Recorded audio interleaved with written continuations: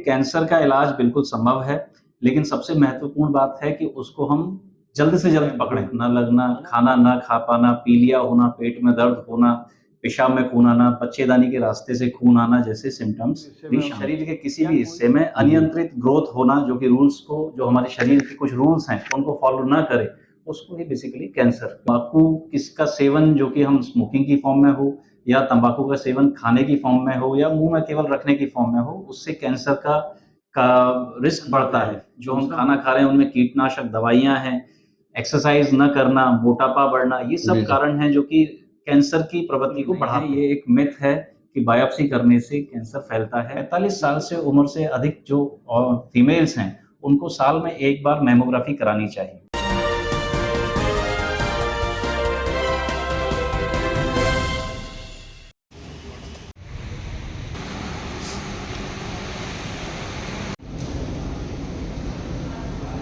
Cancer क्या होता है, कैसे उसको डायग्नोस किया जाता है, कितने प्रकार का होता है, किस स्टेज में इसकी पकड़ होती है, इसका इलाज संभव है या नहीं, इसको लेकर इसको जानने के लिए आज हम आए हुए हैं सेक्टर 16 के मेट्रो कैंसर हॉस्पिटल में। यहाँ मेट्रो कैंसर हॉस्पिटल के जो एचओडी हैं डॉक्टर अरुण पांडे, उनसे बात करेंगे।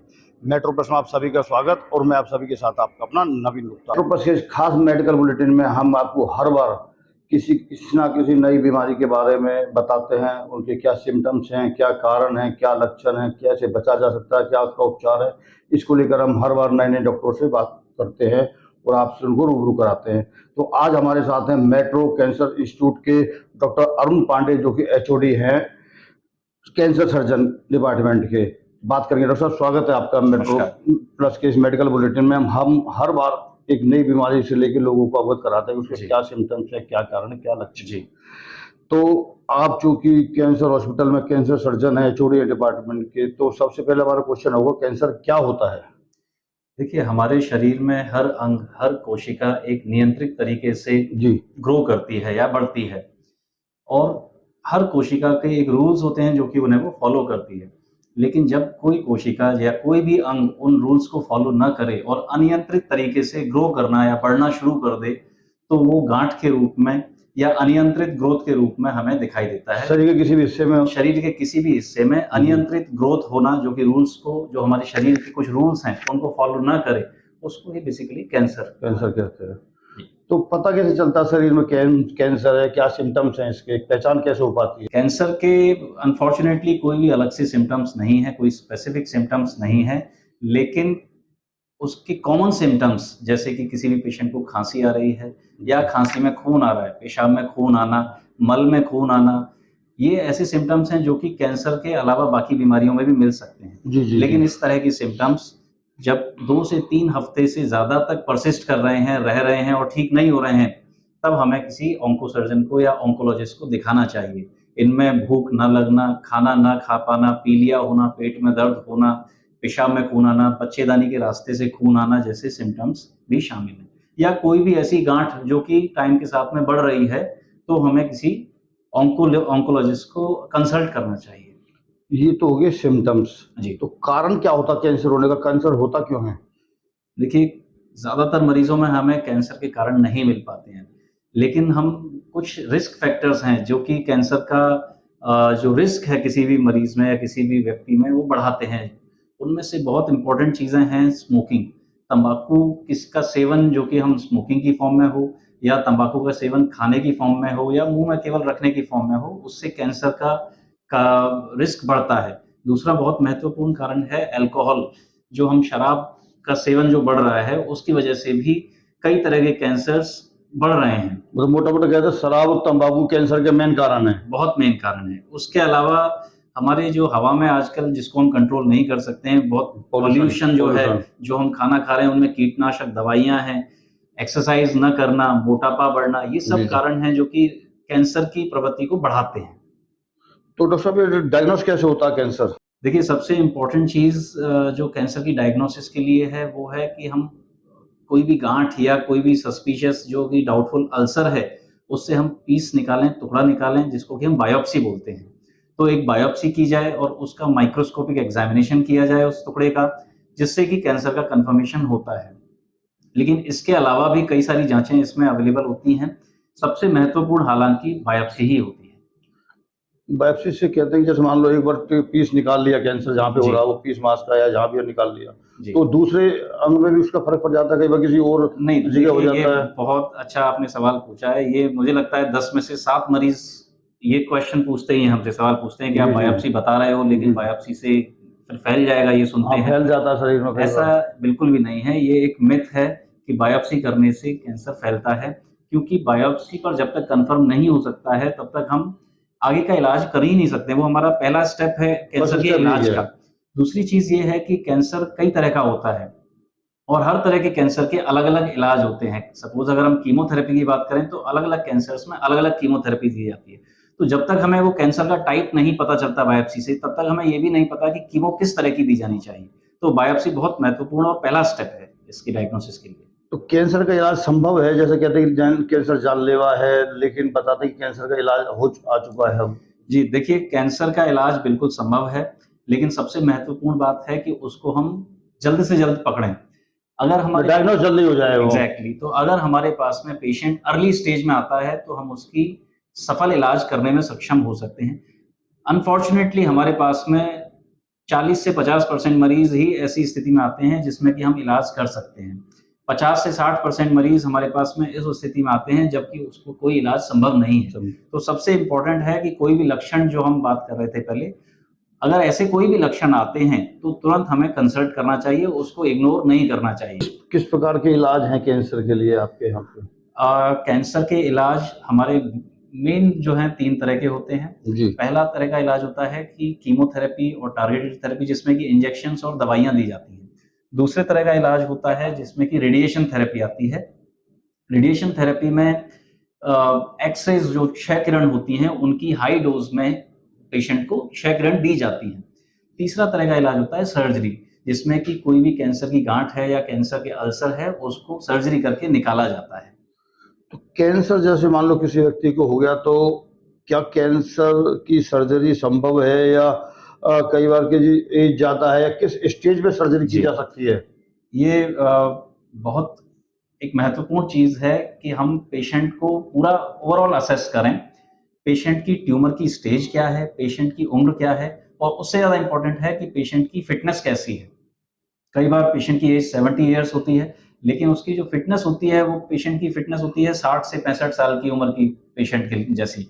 तो सबसे महत्वपूर्ण है ट्यूमर हमारा अर्ली स्टेज में होना चाहिए। अगर सपोज़ पेशेंट को चौथी स्टेज में कैंसर है, तो उसमें कई बार सर्जरी का बहुत ज़्यादा संभव फ़ायदा नहीं हो नहीं पाता, होता है। मतलब फर्स्ट या सेकंड स्टेज तक आ जाए, तीसरी डायग्नोस स्टेज हो तक जाए भी तो हम ज़्यादा कर सकते हैं। तो ज़्यादा हाँ, संभव। और उससे भी ज़रूरी इम्पोर्टेंट चीज़ ये है कि जितना अर्ली स्टेज में हमारा ट्यूमर पकड़ा जाता है, जी, जी। उतने ही हमारे सर्जरी के रिज़ल्ट्स जो हैं, वो ज़्यादा अच्छे होते हैं। तो दूरबीन से आजकल कई तरह के इलाज होते हैं, तो दूरबीन से भी क्या कैंसर का इलाज संभव है? जी, देखिए पारंपरिक तरीके से अगर हम देखें, तो कैंसर का जो सर्जरी है वो ओपन तरीके से ही ओपन पद्धति से ही किया जा जा रहा था अभी जी, तक। जी, जी। लेकिन पिछले मैं कहूँगा 5 से 10 साल में ये लैप्रोस्कोपी और थोरैकोस्कोपी, जो कि दूरबीन की सर्जरी जिसको हम बोलते हैं, उसके द्वारा भी इसका इलाज सफल तरीके से किया जाने लगा है। कई सारी ऐसी स्टडीज़ आई हैं, जिनमें कि ये देखा गया है कि अगर दूरबीन के द्वारा कैंसर की सर्जरी की जाती है, पर्टिकुलरली अगर वो अर्ली स्टेज में है, शुरुआत की स्टेजेज़ में अगर पकड़ी गई है, तो इसका इलाज बहुत अच्छे से सफल तरीके से संभव है। उसके अलावा बीमारी के वापस आने का जो खतरा होता है, वो ओपन पद्धति और दूरबीन के पद्धति के बीच में कोई अंतर नहीं है। तो डॉक्टर साहब, कैंसर जैसे कहते हैं जानलेवा बीमारियां, इसको first stage, second stage, third stage, fourth stage, 4 stage बताते हैं इसकी, जी, कि 4 स्टेज होती है। जी। कैंसर जल्द से जल्द पकड़ में जाए, इसके लिए क्या करना चाहिए, मतलब फर्स्ट स्टेज में ही डायग्नोज हो जाए? देखिए, सबसे जो महत्वपूर्ण चीज़ है, जो मैं पहले भी 2 बार बोल चुका हूँ, सबसे इम्पोर्टेंट चीज़ है कि हमें कोई भी सिम्पटम्स जो आ रहे हैं, वो हमें इग्नोर नहीं करने हैं। और कोई भी सिम्पटम्स जो कि 2 से 3 हफ्ते से ज़्यादा हमारे बने हुए हैं, चाहे वो कोई भी सिम्पटम हो, भूख नहीं लग रही है, अगर 2 से 3 हफ्ते हो गए हैं, तो भी हमें एक ऑन्कोलॉजिस्ट को कंसल्ट करना चाहिए। उससे ज़्यादा इम्पोर्टेंट चीज़ है कि कई सारे कैंसर ऐसे होते हैं, जो कि हमारे समाज में बहुत ज़्यादा कॉमन हैं।